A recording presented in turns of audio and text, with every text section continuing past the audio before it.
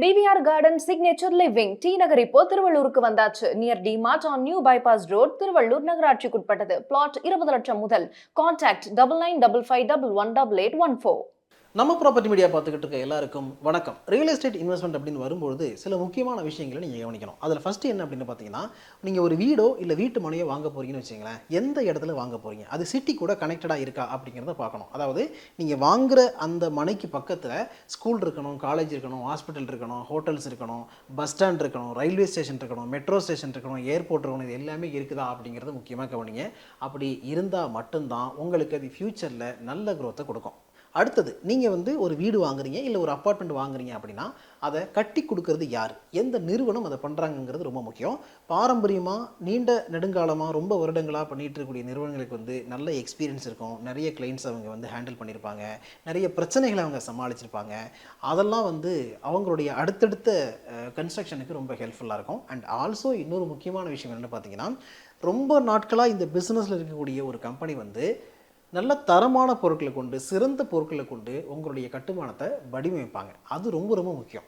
அப்போ தான் அடிக்கடி ஏதாவது ரிப்பேர் ஆகுது அப்படின்னு நீங்கள் மெயின்டெனன்ஸுக்காக அதிக செலவு செய்யாமல் இருக்கிறதுக்கு அது ஹெல்ப்ஃபுல்லாக இருக்கும். ஸோ இது ரொம்ப முக்கியம். அடுத்தது ஸ்டேட் ஆஃப் ஆர்ட் அப்படின்னு சொல்லுவாங்க. ஸ்டேட் ஆஃப் ஆர்ட் அப்படிங்கிறது என்னென்னா, நல்ல நுட்பங்களை பயன்படுத்தி ஒரு கட்டுமான நிறுவனம் ஒரு கட்டடத்தை கட்டும் பொழுது அது நீண்ட நெடுங்காலத்துக்கு நிலைச்சி நிற்கும். அது ரொம்ப ரொம்ப முக்கியம். அதாவது பில்டிங் ரொம்ப ஸ்ட்ராங்காக நீண்ட நாட்களுக்கு நீடிச்சிருக்கிறது ரொம்ப முக்கியம் இல்லையா? அதனால் இந்த விஷயத்தையும் நீங்கள் கவனிக்கணும். அடுத்தது என்னென்னா அப்ரிசியேஷன். இப்போது ஒரு லேண்டு நீங்கள் வாங்குறீங்க இல்லை ஒரு வீட்டை வாங்குறீங்க, அந்த இடம் உங்களுக்கு நல்லா அப்ரிஷியேட் ஆகுதுங்கிற பட்சத்தில் அது வீடாக இருந்துச்சுன்னா நிச்சயமாக வாடகையும் இன்க்ரீஸ் ஆகும். அப்போ இது எல்லாத்துக்குமே நீங்கள் செய்ய வேண்டியது என்னென்னு பார்த்தீங்கன்னா, இப்போ முன்னாடி சொன்ன இந்த விஷயங்களை கடைபிடிச்சு ஃபாலோ பண்ணி நீங்கள் வாங்கினீங்கன்னா உங்களுக்கு லேண்ட் அப்ரிசியேஷன் கிடைக்கும். அப்படி இல்லைன்னா ரீசேல் பண்ணுறதும் கஷ்டம். அடுத்தது நம்ம பார்க்குறது ரீசேல் வேல்யூ தான்.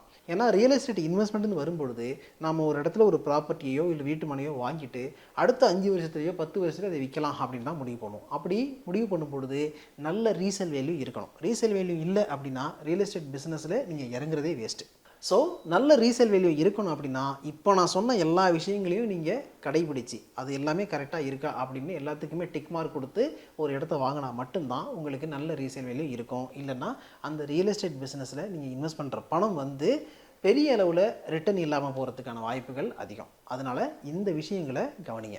ஒரு நிலத்தினுடைய மறு விற்பனை மதிப்பு ரீசேல் வேல்யூ அப்படிங்கிறது அந்த நிலத்தை சுற்றி அந்த ப்ராப்பர்ட்டியை சுற்றி என்ன இருக்குது அப்படிங்கிறத பொறுத்து தான் அமையுது. அதனால தான் இவ்வளோ விஷயங்களை நீங்கள் கடைபிடிக்கணும் அப்படிங்கிறது.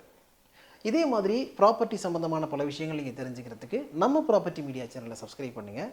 அண்ட் இந்த வீடியோவை நிறைய பேருக்கு ஷேர் பண்ணுங்கள். Thanks so much. இந்த வீடியோ உங்களுக்கு பிடிச்சிருந்தா லைக் பண்ணுங்க, ஷேர் பண்ணுங்க, கமெண்ட் பண்ணுங்க. மறக்காம பெல் பட்டனை கிளிக் பண்ணிட்டு சப்ஸ்கிரைப் பண்ணிடுங்க.